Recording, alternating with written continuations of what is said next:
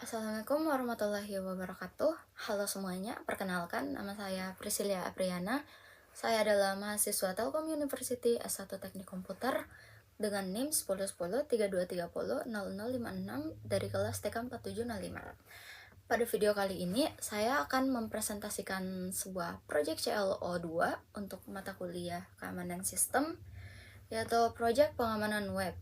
Dalam proyek ini, saya membangun sebuah web login sederhana di dalam virtual machine Kali Linux yang sudah dilengkapi dengan 5 mekanisme pengamanan, yaitu yang pertama HTTPS, hashing dengan salting, proteksi terhadap SQL injection, proteksi terhadap cross-site scripting atau XSS, dan proteksi terhadap buffer overflow.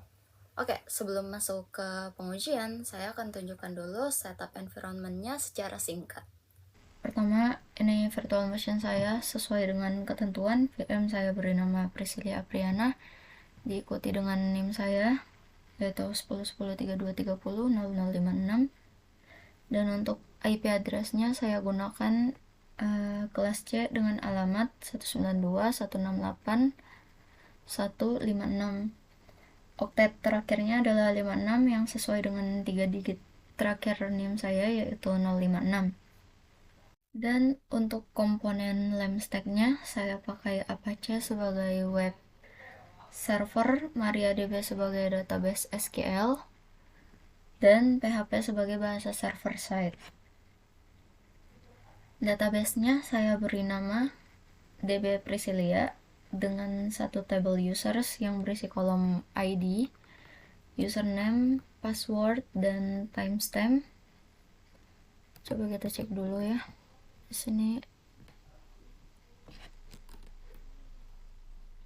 kita cek.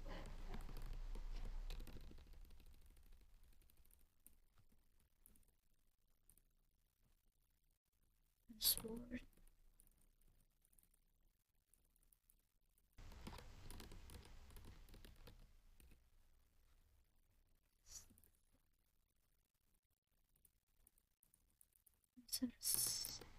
Nah, di sini database-nya saya beri nama DB Priscilia dengan satu table users yang berisi kolom ID, username, password, dan timestamp. Perlu diperhatikan kolom username-nya saya set varchar 50. Ini juga salah satu lapisan proteksi terhadap buffer overflow ya di level database. Coba kita keluar aja, exit. Oke, sekarang saya demokan webnya. Di sini perhatikan URL-nya sudah menggunakan HTTPS, yang artinya koneksi sudah terenkripsi. Saya akan coba buka dulu.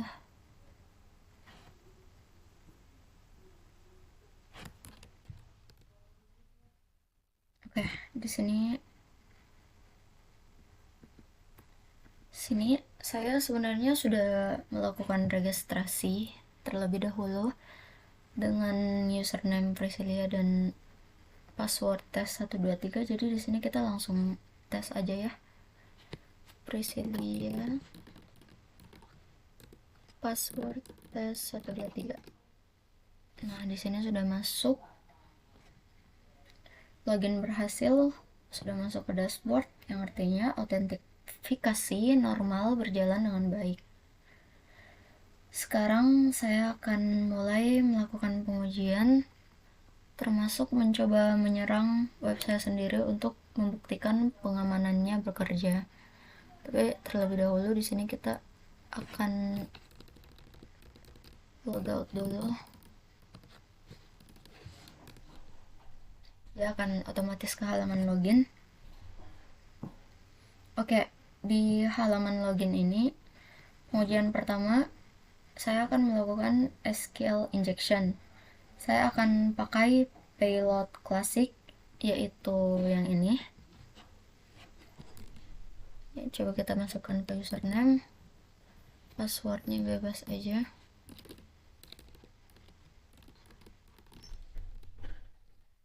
Nah, secara teori, kalau aplikasi nggak aman, payload ini akan menipu query SQL sehingga kondisi selalu bernilai true dan penyerang bisa login tanpa password yang benar. Tapi di sini nggak bisa ya guys. Jadi keluar perintah error username atau passwordnya salah. Terus kita coba lagi ke payload yang kedua. Passwordnya bebas. Nah di sini tetap nggak bisa juga ya. Jadi tetap keluar username atau password salah, yang berarti serangannya gagal. Ini karena kode PHP saya menggunakan prepared statement dengan PDO. Jadi, input user diperlakukan sebagai data biasa, bukan sebagai bagian dari perintah SQL. Payload berbahaya tadi dianggap sebagai string username yang tentu saja nggak ada di database. Oke, selanjutnya kita lanjut ke pengujian kedua aja, yaitu cross-site scripting atau XSS. Di serangan ini, penyerang mencoba menginjek skrip JavaScript ke dalam form dengan harapan skrip tersebut akan dieksekusi oleh browser pengguna lain ketika data ditampilkan. Di sini kita langsung coba aja. Kita ke halaman registrasi dulu. Kita langsung coba aja masukkan username-nya dengan udah ini. Passwordnya bebas aja. Kita klik daftar dan muncul pesan username hanya boleh huruf, angka, dan underscore. Jadi proteksinya ada dua lapis. Lapis yang pertama adalah input filtering dengan regex yang hanya mengizinkan karakter alphanumerik dan underscore. Lapis kedua adalah output escaping dengan fungsi HTML special chars yang akan mengubah karakter khusus HTML menjadi entity aman ketika data ditampilkan. Oke, sini kita lanjut aja ke pengujian buffer overflow. Di HTML saya sudah set max length-nya tuh 50 untuk username. Tapi atribut max length ini bisa di-bypass oleh penyerang menggunakan developer tools atau perintah curl langsung. Sini saya akan simulasikan dengan curl mengirim username sepanjang 1000 karakter. Kita langsung aja masukin perintah ini.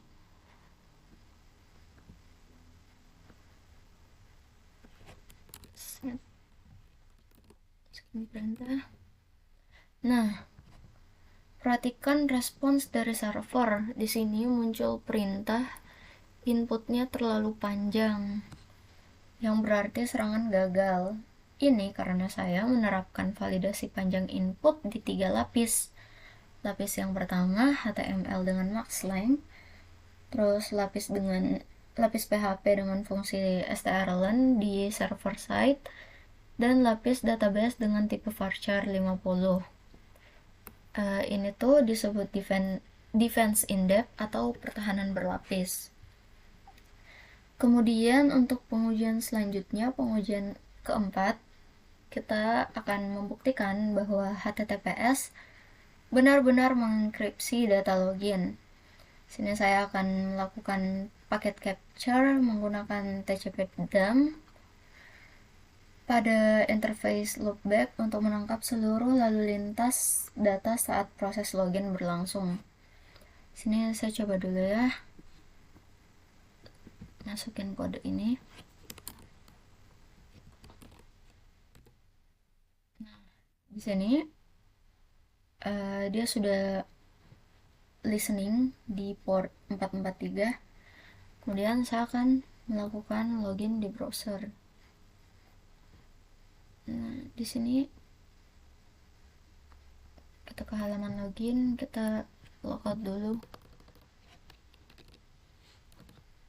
Logout, otomatis ke halaman login.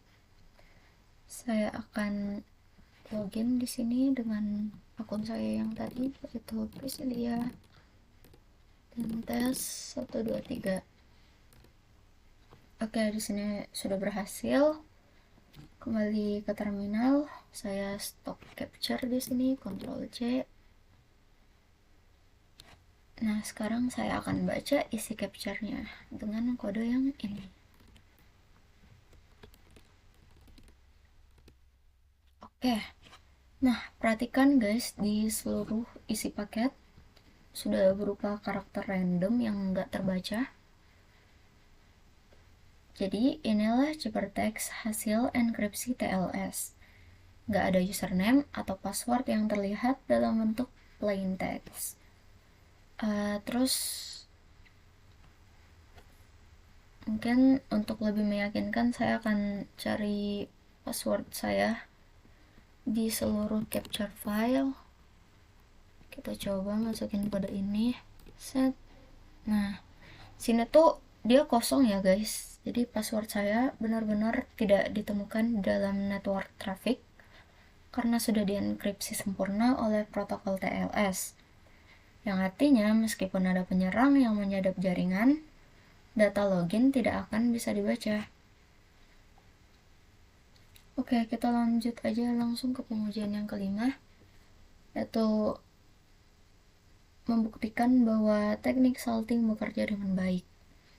Jadi konsepnya begini, kalau hashing dilakukan tanpa salt, maka dua password yang sama akan menghasilkan hash yang sama. Ini tuh berbahaya karena penyerang bisa menggunakan teknik rainbow table untuk memecahkan password. Nah, dengan salting, setiap password akan ditambahkan string acak unik sebelum dihash, sehingga hasilnya akan berbeda-beda meskipun passwordnya sama. Sini saya buktikan, saya akan daftarkan 3 user yang berbeda tapi dengan password yang persis sama, yaitu sama 123. Kita coba dulu ke user pertama, tes user 1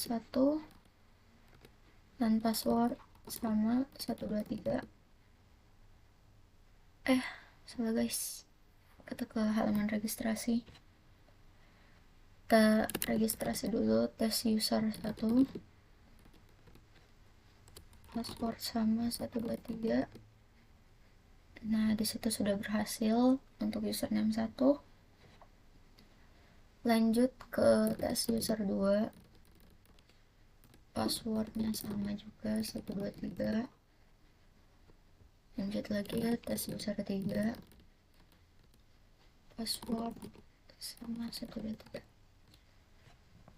Oke, di sini kita, karena semuanya sudah berhasil diregistrasi, kita coba ke terminal. Kita buka MariaDB yang ini. Set, masukkan password yang saya setting sekian 6. Di sini sudah masuk ya guys. Sekarang saya akan lihat isi database-nya apa aja dengan perintah yang ini.